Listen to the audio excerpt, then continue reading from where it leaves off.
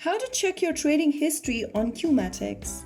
Hello everyone, welcome back to another video from Wake&Tech. If you're new to QU MATIX or just can't find where your past trades are saved, here's how you can easily find it.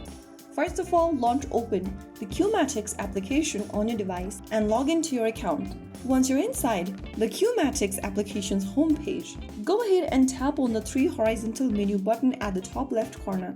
From the expanded menu, select Transactions. After you do that, you'll be able to see your transaction history tab. Here, inside the transaction section, all of your transactions will be displayed on this page over here. If you don't have any transactions yet, you'll be able to see it blank like this where it says no data to display. So right here, this is the method you can use in order to find your transaction history on QU MATIX.